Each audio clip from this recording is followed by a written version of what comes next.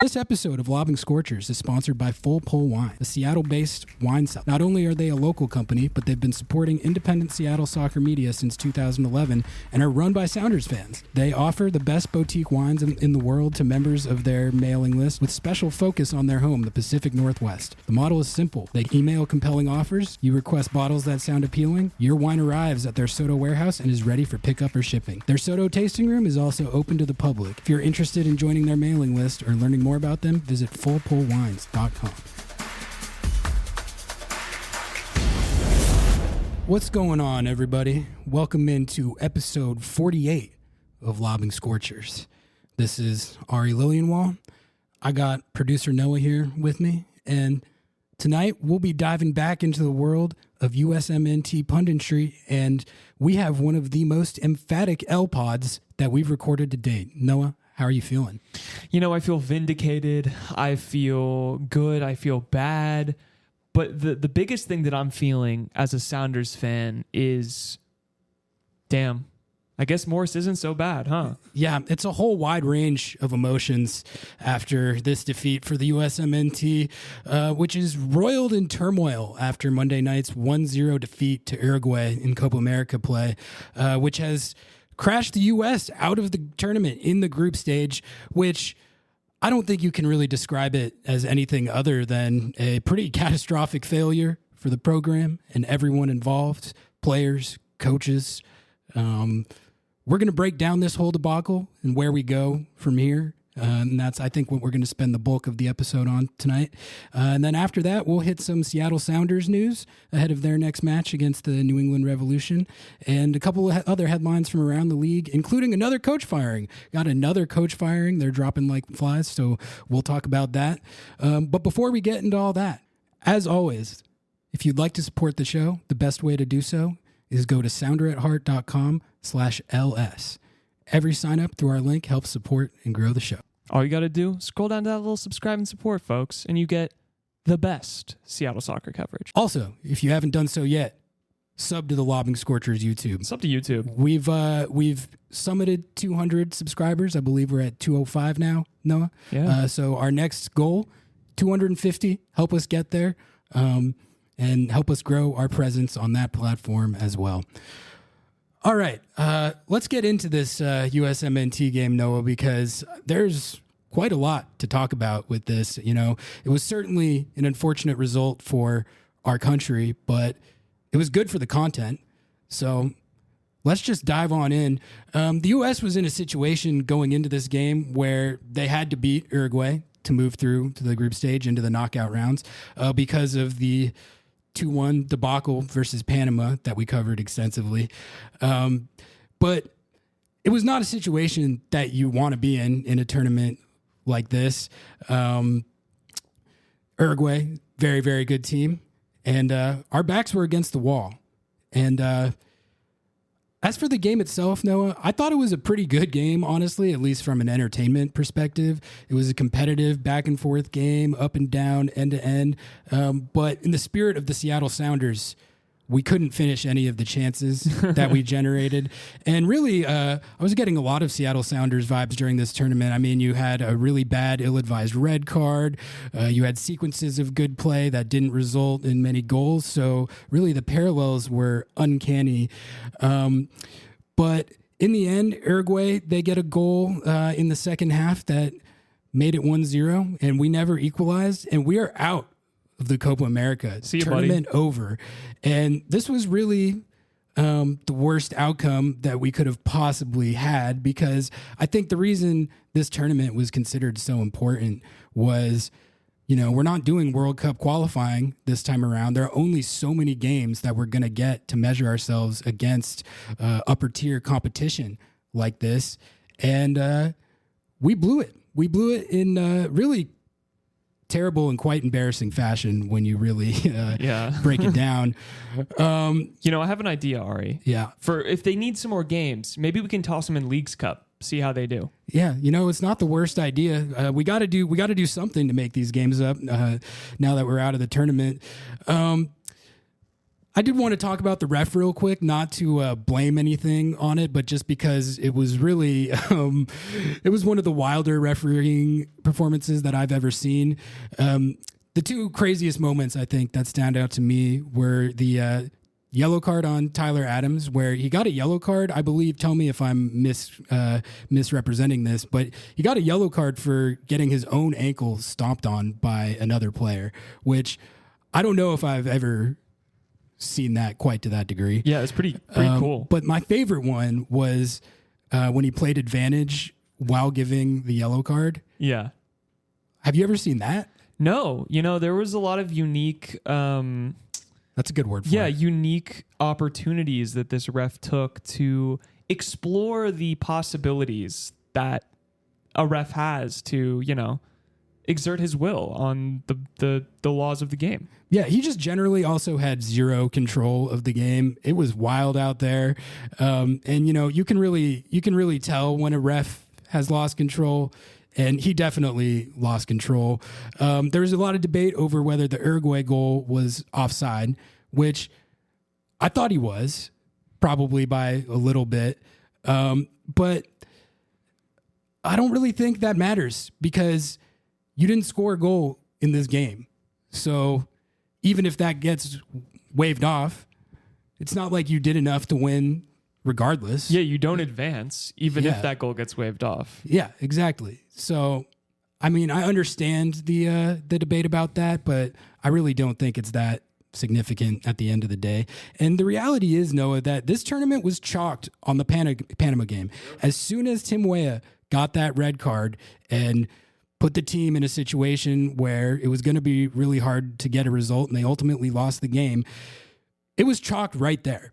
The odds that you were going to beat Uruguay in this game were never very good. And if you just beat Panama, it's not an issue. If you just beat Panama, the storyline right now is that the U.S. took care of business and had a pretty hard-fought, close loss against Uruguay.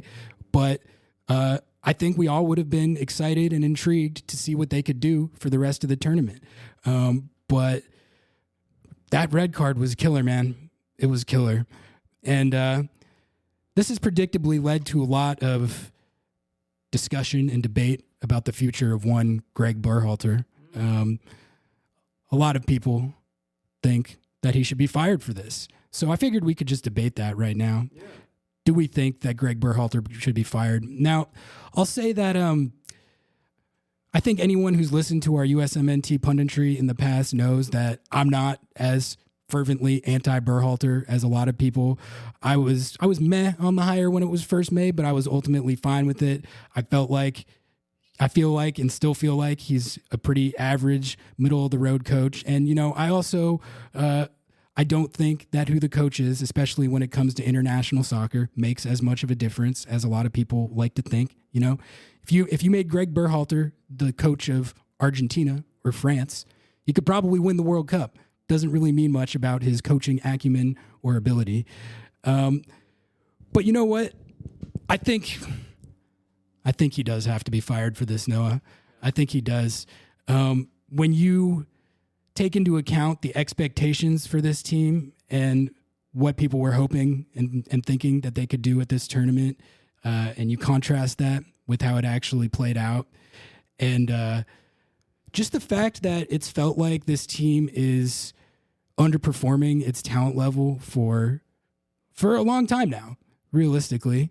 And that was something that I was willing to give a chance to develop and improve.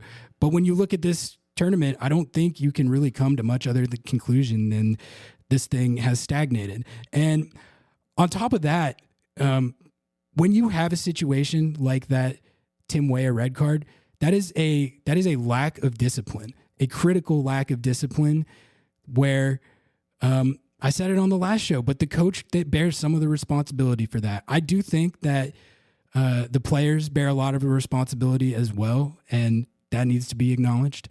But like when you have a player make a mistake like that, that's on you. That's on you as a coach to an extent. Yeah, I mean, I agree that he has to take some of the blame for the Tim Weah red card on the same hand, I think Tim Weah has to take the majority of that responsibility. I agree with that. That is way more on him than it is on Gregg. I don't think they lost this specific tournament or bombed out of this specific tournament because of anything Gregg did. I still think he should be fired.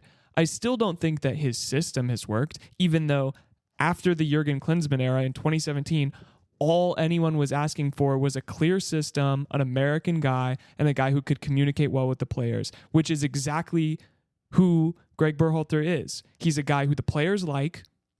They're the ones who basically got his job back. They were the ones who insisted that he come back, basically. And he plays a clear system. He plays the same formation. He plays the same thought for every single game.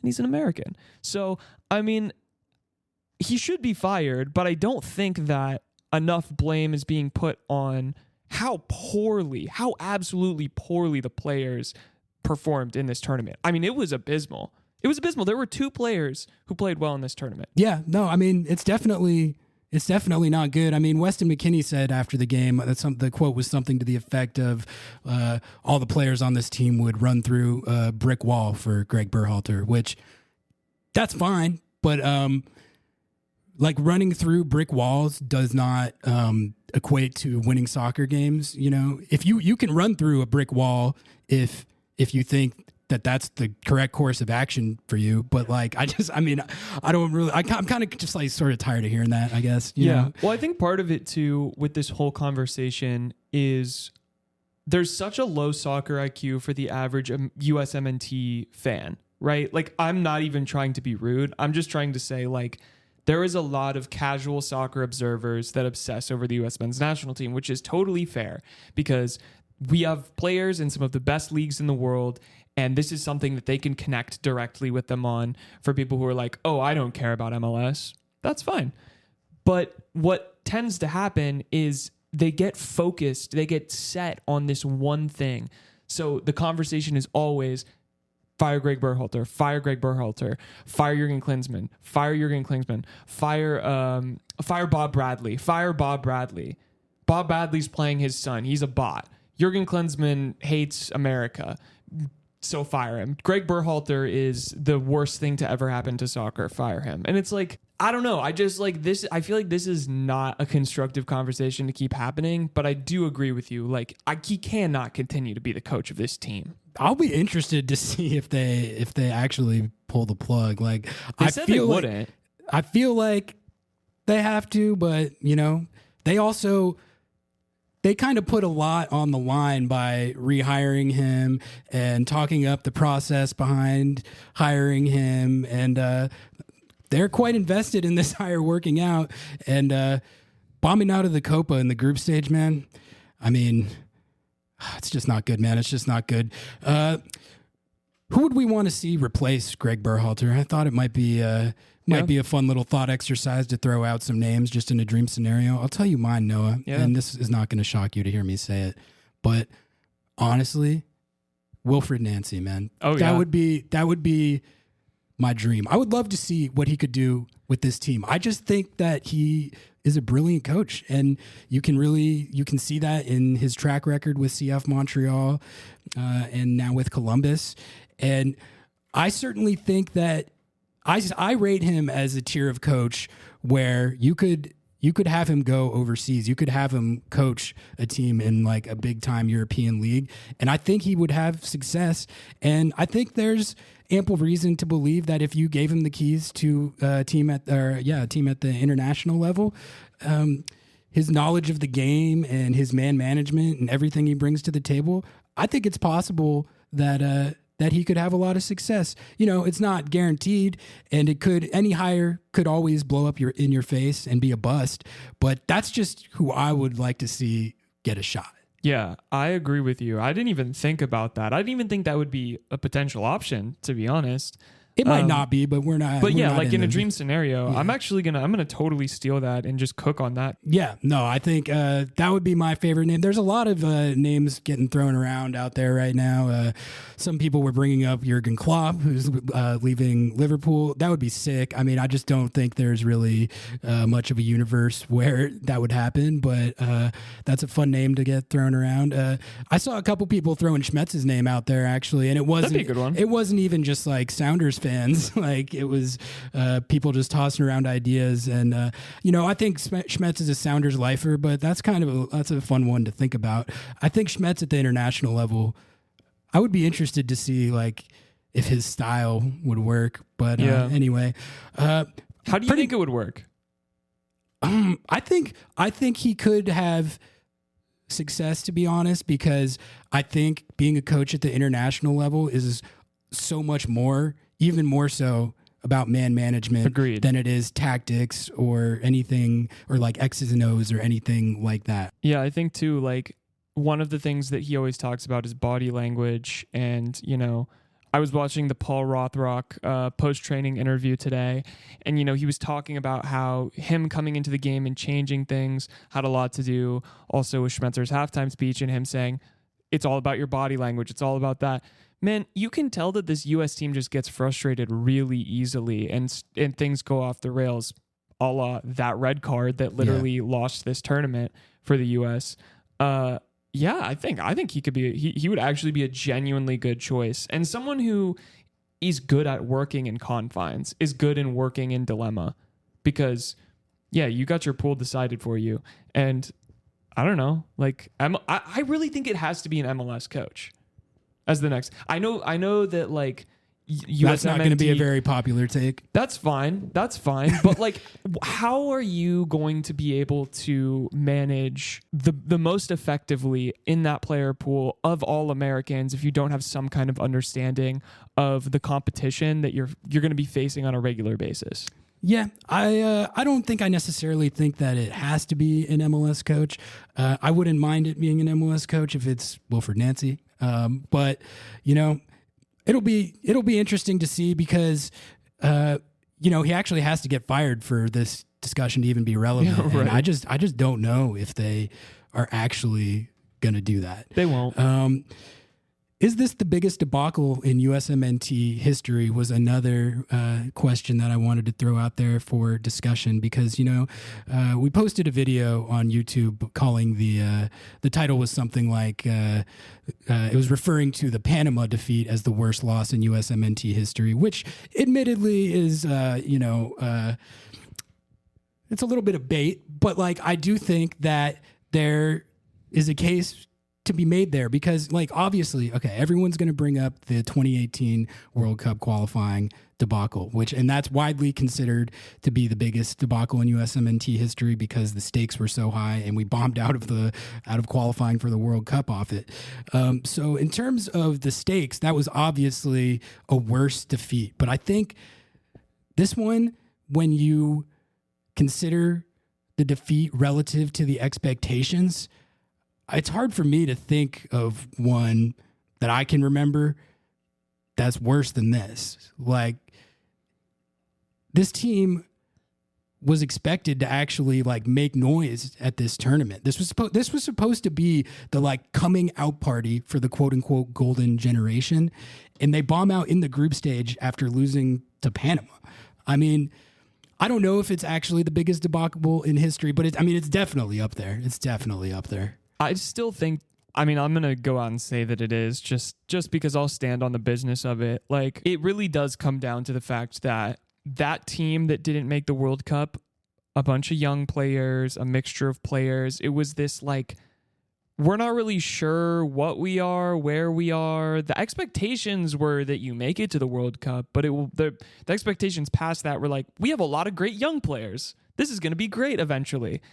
This is, oh yeah, we actually legitimately have a chance to contend for this. Every single pundit that I was listening to was telling me this golden generation is going to make waves at this Copa America, and this is going to be the time where they set the stage for the 26 World Cup, which they have a good chance of contending for.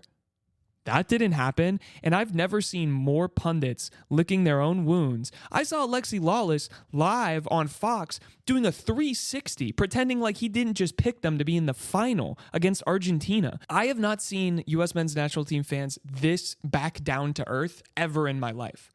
Like, there was insane takes, but I saw a lot of like genuinely like, oh wow, no, this is just like not really a good team.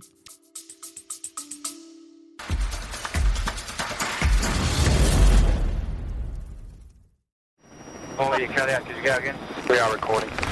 Police canine, get on the ground! My call sign is Tango Kilo 123. The crime scenes I search are in the dark depths of the ocean. I was the lead investigator when two masked men thought they could get away with one of the most dangerous heists in West Australian history. We knew they couldn't hold on very long. It's a hard story to tell, but I'll give it a go. Persons of Interest is a new podcast that gives you access to police operational information you've never heard before. Persons of Interest coming soon to everywhere you get your podcasts. Yeah, so that's actually a good segue into the next question that I wanted us to discuss, which is this golden generation overrated? You know, Stu Holden had a quote on the broadcast right after the game where he basically said something, I'm paraphrasing a little bit, but he basically said, don't call them the golden generation until they've won something, which for all the talk about how talented this player pool is and how it's the most talented of all time. And you've got all these guys playing at these big clubs, some of whom are actually playing big roles at these big clubs. They have not accomplished anything to like measure up to the way that they're talked about. And I do feel like too, like, doesn't it feel like they kind of carry themselves and talk about themselves in a way that makes them feel like they think that they've arrived sometimes already. And it's like, you guys have not really won anything. And you just bombed out of the Copa in really terrible fashion. So I don't know if I think they're overrated in the sense that I do think that the talent level that gets talked about with the core group of players, I think that's real. Like if you go down the list, Christian Pulisic, he had a great season for AC Milan. Breakout. And he's had stretches of play in the Premier League with Chelsea where he looked like a really, really good player in the Prem. Weston McKennie's he was one of Juventus's best players. Like he started week in, week out, and like everything that, I didn't watch every Juventus game, but everything that I heard and read about it was that he was considered like a solid, good player for them. And I also think that he's shown to be a standout at the international level as well. So I don't know, you might not rate Weston. I still rate Weston pretty high. Gio's an interesting one because I've been as big a fan of Gio as anyone. I've been really high on what I think his potential ceiling could be. He's had some fantastic individual moments where you can really see that he's a very, very talented player. But when you kind of combine the fact that he basically had a bust of a season this year at the club level for Nottingham Forest and all the injury issues that he's had, has missed really lengthy stretches of time. In this game, I didn't really think he did a heck of a lot. There wasn't really those like wow moments that we've seen from Gio. I hate to say it because remember when we recorded the podcast after Nations League last year, how hyped I was, and I was talking about, I can see the path to this team actually making good on the potential that we all see. And I think I couched it and I said that it wasn't guaranteed that they were going to get there, but I could at least see the path based on just how great we looked in that Nations League. And I think until this group of players actually has the results that measure up with the potential that gets talked about, I think you kind of do have to call them overrated. I think you do. Yeah, I agree 100% with basically everything you said. I wanted to bring up this Tyler Adams quote. He said, "When I'm healthy and playing consistently, I'm one of the best midfielders at what I do in the world." That's delusion, buddy. I'm sorry. That's what I'm talking about when I was talking about like how they talk about themselves in a kind of inflated type of way compared to what they actually are. Like, Tyler Adams, buddy, your ass. He probably, I mean, I don't agree with that. I think Tyler, he's the captain of the team, and he also he's been good at the club level as well. That's fine. Whatever. Maybe I'm just being bitter because you're right. You are right though that he's definitely kind of exaggerating his status on the world stage. Yeah, like, it's like who really, if you ask the average soccer fan like anywhere in the world, who would you rate as one of the best midfielders in the world? Like, I don't think Tyler Adams' name is probably coming up for all the good things that he's done in his career and for the U.S. I don't think anyone.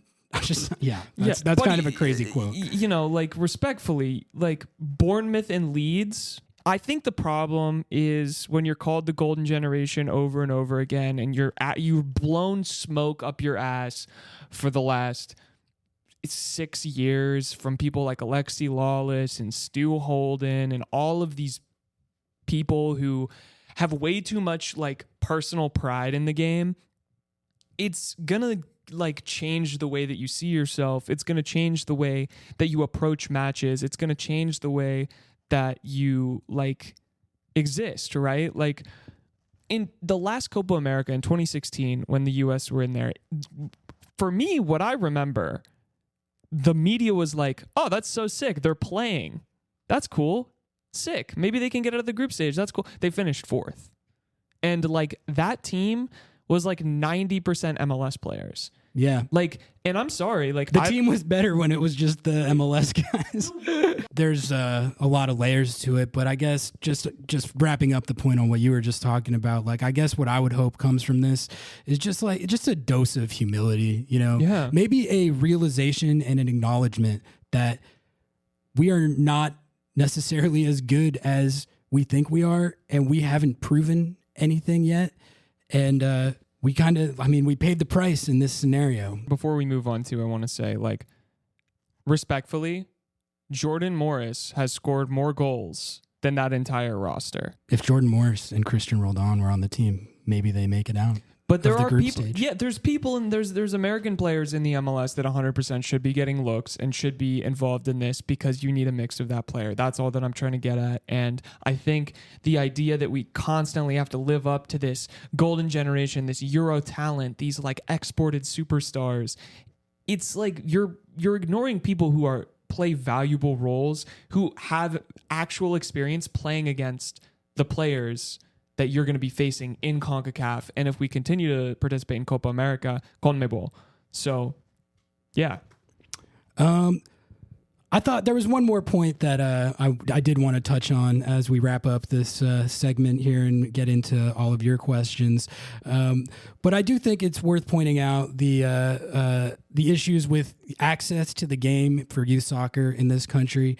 Zach Lowy, a pundit who works for multiple outlets, he had a tweet that I think kind of encapsulated this point pretty well.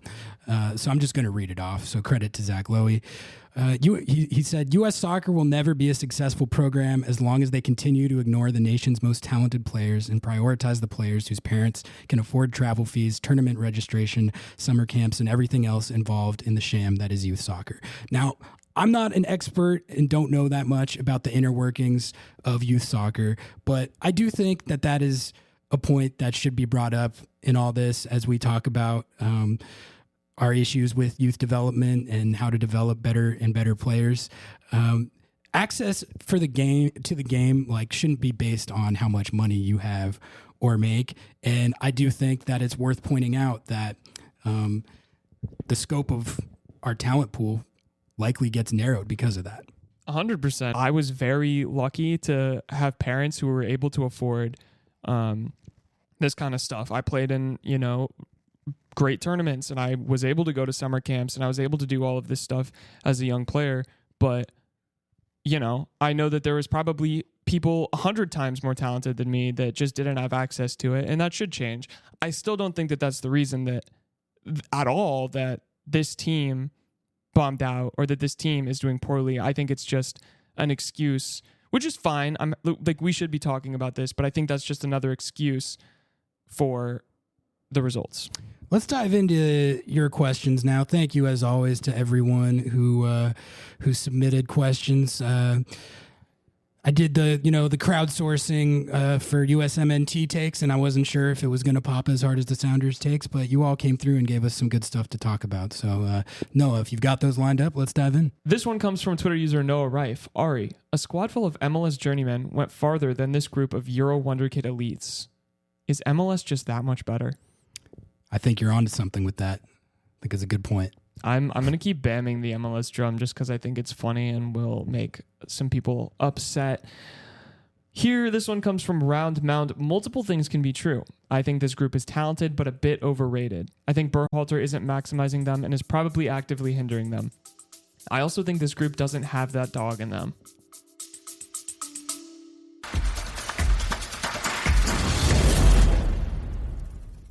Calling all space explorers. Bedtime Blast-Off with the Robo Sisters blasts off today. Join Indigo and Amber on magical science adventures that ignite imaginations. Dive into underwater mysteries and explore enchanted caves with these curious robot sisters and their fuzzy friends. Bedtime Blast-Off with the Robo Sisters is perfect for bedtime or anytime you need a captivating story that sparks curiosity. Subscribe now and join the adventure. Find Bedtime Blast-Off with the Robo Sisters by Silas Stardust on your favorite podcast platform today. I think those are all pretty good points. Well put. Talented but overrated. That's kind of how I feel about it. Like, I do think, like I said, I do think that the talent level is very high. And I mean, it's definitely higher than it was in when in the last Copa where we made it farther. But that gets to the question of then, like, why are the results not reflecting that? And I don't know. But yeah, I think that's well put. Yeah. Would love to hear your thoughts on the comparison of the USMNT to the Sounders. Seems like a lot of high-end roster that can't score. Feels familiar. We hit that at the top of the show, but I wanted you to bam on that again because I thought it was funny.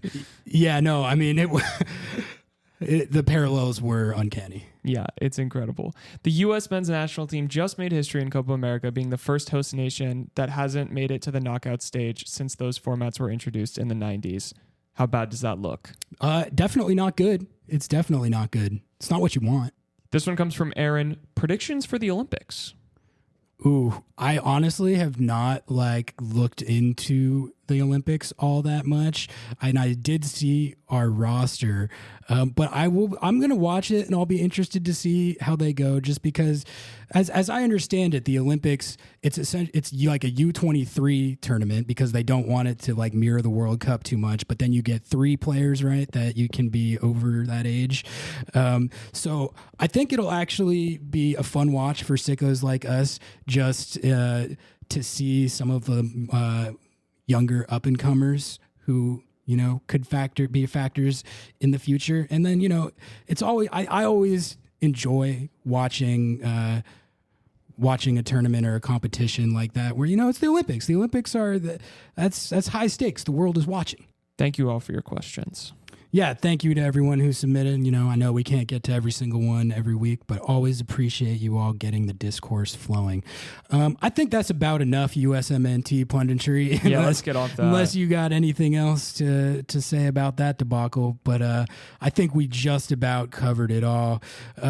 We just had a few more headlines, for one regarding the Seattle Sounders and just around MLS, and then we can call it for episode 48. Just Sounders-wise, I think the big news is that Rui Diaz and Nuhu were back in training, and they should be in line to feature this weekend against the Revs. So they're back, and I would imagine Nuhu will resume his starting role. We got to save our better wingbacks for Open Cup, so I understand. And Rui Diaz is probably going to be back in that super sub role, so we'll see how he handles that. I'm hoping that cooler heads have prevailed in this situation, and as fun as the drama was to talk about and analyze, it's I don't really feel the need to do that every week. So hopefully we're past that, and we can just move forward with the season here. Yeah, no, I'm ready for them to be back. Let's get them back. Let's get cooking. We're already on a win streak. Let's keep it moving. Riqui Puig took on the pundits. Did you see this? I kind of loved this. LA Galaxy star attacker. So I guess this it's the first instance, I think, this season of the screenshot bit. Yeah. So now, for anyone who's unfamiliar with the screenshot bit, essentially how it goes is every year at MLSsoccer.com, we have an expert panel make predictions for where they think every team is going to finish in their respective conference. So naturally, if you're doing that, you have to have some teams that are finishing lower on the table. And basically, anytime there's a team that was picked to finish between 9th and 14th, and then they finish more like something like 3rd to 6th, their fans and more often than you would think, their players will screenshot those predictions, tweet them out, and talk about how they defied the pundits, beat the odds. Most famously, actually, it was Josh Wolf, head coach of Austin FC, who he laminated the predictions and put them on a bulletin board. And then that was the year Austin FC like drastically overachieved, and they finished 2nd in the West or something.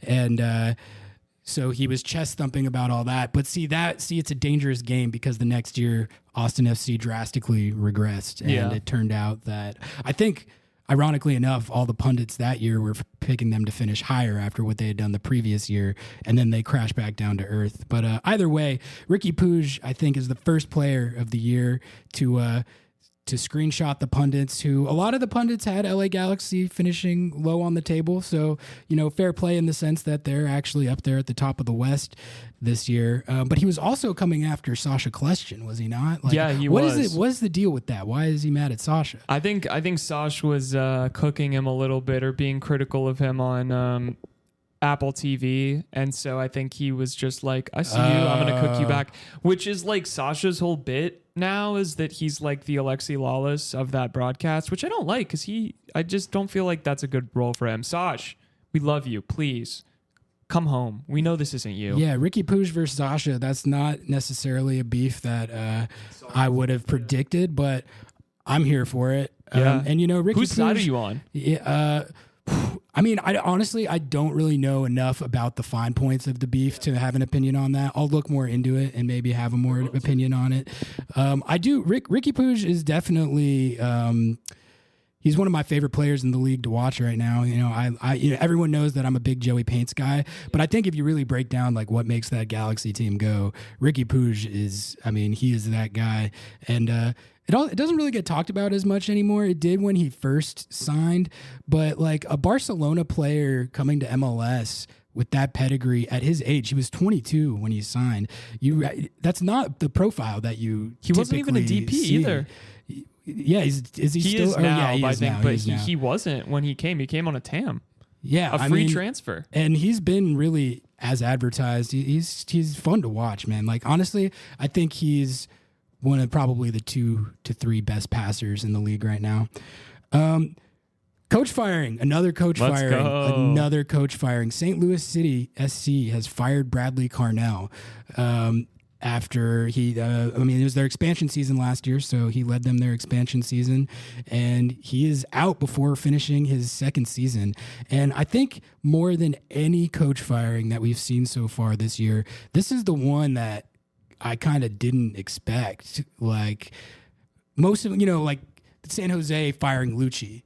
Like, that was on the wall. Yeah, that's expected. FC Dallas firing Estevez. Kind of saw that one coming.